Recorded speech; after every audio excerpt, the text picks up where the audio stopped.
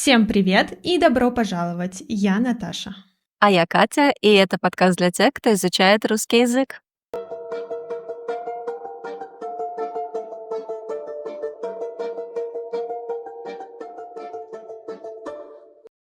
Если вы уже давно смотрите наш подкаст, то вы знаете, что у нас уже был выпуск о характере человека.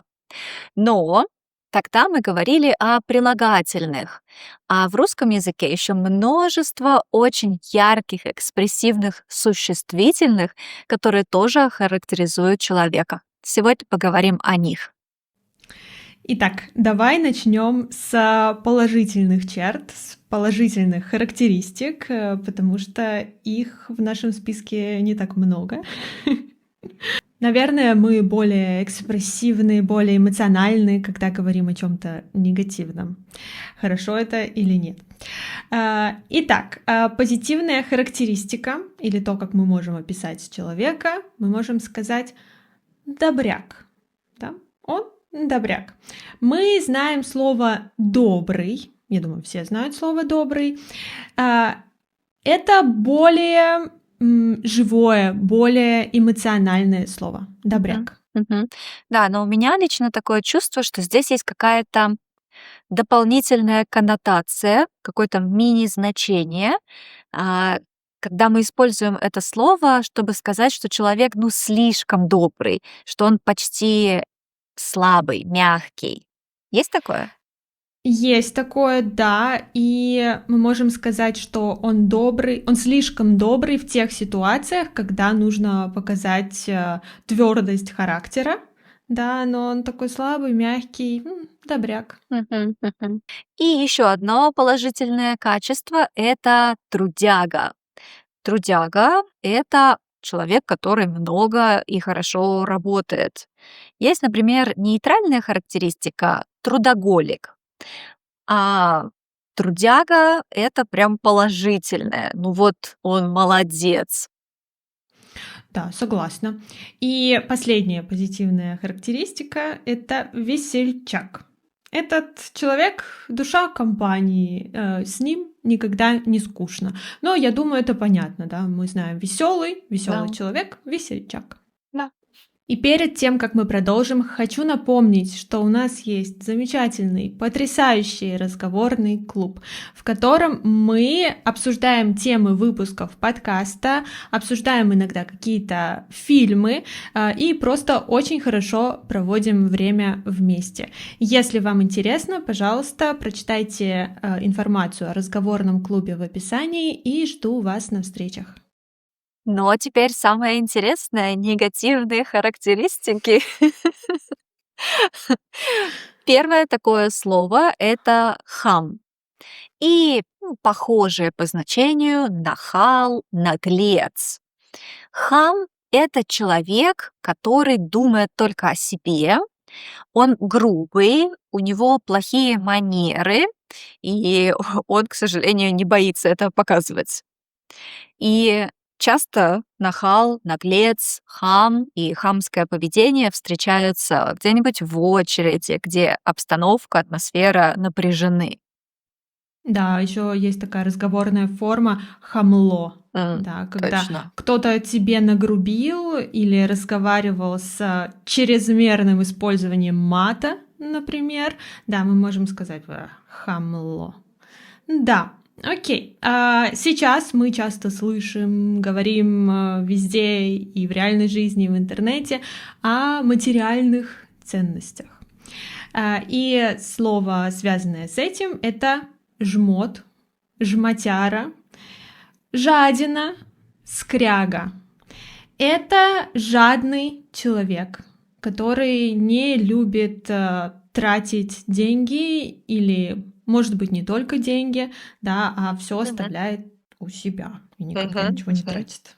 Да. В детстве я, кстати, очень боялась стать жадиной, потому что, жмот — это прям негативная характеристика. Даже ребенок должен уметь делиться игрушками, конфетами. Но примечательно, что я выросла и все равно стала скрягой, но только когда дело касается трат на себя. Если честно, когда я выросла, я не поняла, почему родители всегда говорили, что надо делиться игрушками. М, Потому Да. что, ну, это нормально, когда у ребенка есть его игрушка, и он хочет играть со своей игрушкой. Почему он должен ее отдавать кому-то? Это немного странно. Ну ладно, о детских... Коллективизм. Да, я тоже хотела сказать коммунизм. Да. Мгм. О детских травмах как-нибудь потом поговорим. Хотя, мне кажется, иногда в выпусках мы что-то добавляем об этом Ну, немного. это наш опыт, это наша жизнь. Они, даже если мы не хотим, они вырываются. Да, потому что мы делимся нашими чувствами, нашими эмоциями, а не просто там даем вам лекцию с новыми словами. И следующее наше слово — это хитрец. Близко к слову наглец. Хитрец или хитрюга.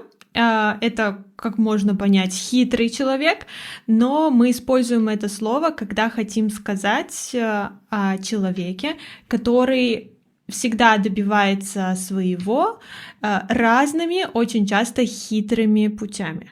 Да, но опять, вот такое чувство, что хитрюга — это не на 100% негативная характеристика, что у слова нет какой-то серьезности. Например, я могу так сказать, хитрюга, про своего кота, который 10-й раз в день старается выпросить у меня еду, но, конечно, я называю его хитрюгой любя. Ну вот есть элемент комичности у этого слова. Я в таких ситуациях говорю жук. И я не знаю, откуда это у меня, просто можно услышать от меня: «А, вот ты жук!» Да, в Да. значениях. Ты какой хитрый, ну ладно. Да, мне очень нравится это слово. Еще классные слова-антонимы — это болтун и молчун. Молчун от глагола молчать — человек, который очень мало говорит, не выражает свое мнение. А болтун, соответственно, от глагола болтать — это человек, который не может закрыть свой рот, просто говорит без остановки. Как ты думаешь, с кем комфортнее быть в компании, с молчуном или с болтуном? В обычной жизни я ненавижу болтунов. Это люди, которые всегда о чем-то говорят. Знаешь, они говорят: «О, птички поют.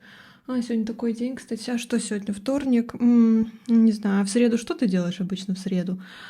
Это я. Фу, иногда можно просто помолчать и наслаждаться этими птичками и не комментировать. И так понятно, что они поют. Ну да, и тоже в обычной жизни я предпочитаю молчать об этом, обо всем, но на уроках, конечно же, я обожаю болтунов. Потому что, ну, я думаю, очевидно, почему, но когда молчун, человек, который не любит говорить, берет урок разговорного языка, и на все вопросы он отвечает: «Да, нет, это зависит». Я просто взрываюсь внутри. Я думаю, зачем тебе язык, если ты не будешь его использовать? И благодаря таким людям я уже стала специалистом по тому, как можно переформулировать один и тот же вопрос. Потому что ты знаешь, им нельзя задавать вопрос, на который можно получить ответ «да», «нет». Им нужно задавать какие-то другие формы вопросов, и это, конечно, изнурительно. Поэтому в обычной жизни молчун, в жизни профессиональной мой вариант — это болтун. Понятно. Я тебя поняла, я тебя услышала. Извини, что иногда слишком много говорю. Со Шучу, мной шучу. нет. Упс. Так, ну что, еще 2 слова, которые немного трудно объяснить. Это Мгм. душнило и зануда. Поэтому давайте представим ситуацию. Вы в компании решили пошутить и рассказать исторический анекдот. И в ответ вам говорят: Нет, вообще-то это неправильные исторические факты. Вот как все было на самом деле. И вместо того, чтобы посмеяться, такой человек начинает рассказывать вам лекцию по поводу исторических фактов. Вот такой человек называется зануда или душнила. И душнило от слова душно, то есть нет свежего воздуха. И в комментариях часто можно встретить такую фразу: «Откройте форточку, здесь слишком душно», потому что человек душнит. Ну, посмейся или не посмейся, просто пройди мимо. Зачем портить настроение своими М. комментариями? Мгм. Да, да, точно. В эту же категорию, наверное, можно включить слово всезнайка, то есть человек, М. который все знает или хочет показать, что он все знает, и поэтому все время делится какими-то фактами или исправляет других людей. И такого человека обычно не любят. Например, ну, правда, в «Гарри Поттере», например, Гермиону так называли, ну, или можно ее так назвать, всезнайка. Мне кажется, что у меня есть такой порог. Иногда я веду себя так. Но это потому, что я разговариваю с очень интересными людьми каждый день. И очень часто эти люди, которые изучают разные языки и знают много фактов о разных языках, М. и очень часто, когда просто обычный разговор, кто-то говорит какое-то слово, и я говорю: «А, кстати, вы знаете, что это слово произошло от того слова, а оно пришло в М. этот язык вот так». И я не могу себя сдержать, хотя я думаю, что, ну, это никому не интересно на самом деле. Ну, не согласна. Мне кажется, это может быть интересно людям, и я бы не назвала это именно всезнайкой. Мне Мгм. кажется, всезнайка, особенно с негативной точки зрения, это человек, который исправляет тебя, да, Есть который такое, да. в каждой сфере он профессионал, а ты там ничего не знаешь, и вот он решил тебе подарить эти знания. Мне не хватает высокомерия для того, чтобы Мгм. получить титул всезнайки. Да, так что все нормально, рассказывай свои факты. Спасибо, Мы, спасибо. мы все ценим их. Да. И сюда же, в эту категорию, Мгм. большая категория, можно отнести слово «умник». И умник происходит от слова «умный». И, казалось бы, это должно быть позитивной чертой. Ну, умный Мгм. человек, умник, класс. Но очень редко можно увидеть это слово в положительном контексте. Мы чаще можем его использовать по отношению к человеку, когда он сказал что-то глупое, то есть мы иронично называем его «ну ты умник». Или если он начинает быть всезнайкой и много говорит всяких умных вещей, и люди опять иронично к нему обращаются. Ну, все понятно, да, ты умник, ты у нас все знаешь. Да. И очень сложно понять, что именно хочет сказать тебе человек, когда ты иностранец, потому что он говорит тебе: «Умник». И ты думаешь: «А, умный? Я умный? Он назвал меня умным?» Не совсем. Мгм, мгм. Поэтому надеемся, что наши выпуски, и конкретно этот выпуск подкаста поможет вам лучше понимать ситуацию, когда вы разговариваете с носителями. Да, двойная польза. Потренировали аудирование, узнали много нового, чтобы не потеряться в разговоре с носителями. Класс. А еще можно прийти в разговорный клуб и О, там попрактиковать эти фразы. мгм. Мгм. Да, запомните. Хорошо.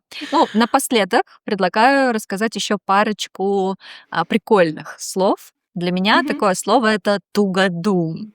Тугодум это человек, который очень долго думает над проблемой или своим действием. Ну, смешно звучит. Да, я тугодум, когда дело касается цифр. Это вообще просто. Да. Но я не стесняюсь этого.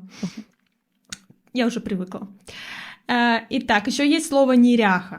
Да, это такой неаккуратный человек, у него очень часто какая-то неопрятная, грязная одежда, в целом неаккуратный внешний вид, и часто такой человек не может сделать даже элементарные вещи без проблем. Но есть такой тип людей, они даже когда наливают в чай, вода оказывается везде на столе или на полу, на Да. них и так далее. Да, точно. Ну и наоборот, есть слово чистюля. А, Да. да, Мгм. человек, который очень любит порядок, то есть у него наоборот очень аккуратная одежда, дома все очень прибрано, чисто. Вот чистюля. Но чистюля — это негативная характеристика или положительная? Наверное, здесь будет зависеть от контекста, потому что в целом М, я не чувствую здесь прямого негатива, но если опять человек чрезмерно, да, слишком да. заботится о чистоте, то могут назвать и чистюлей с негативной коннотацией. Да, еще часто зависит от интонации элементарно, да. Ой, ты такой чистюля, класс, я ценю это, да, нормально. Или опять на меня будет ругаться этот чистюля, нужно Да, здесь все убрать. да, или ну конечно, ты же у нас такой чистюля. Токсичность. А, Но ты долго не думала, ты просто так. Мне сразу пришел в голову этот пример. О, да. Хорошо. Да, ну, видимо, вот это показывает мой характер. И Мгм. если мы будем думать о словах, которые сегодня описали, я думаю, что по характеру я трудяга и болтун. А ты? Я трудяга и молчун. Итак, этот выпуск для вас провели трудяга и болтун, трудяга и молчун. Вопрос недели. А какой у вас характер? Спасибо, что прослушали или просмотрели этот выпуск до конца.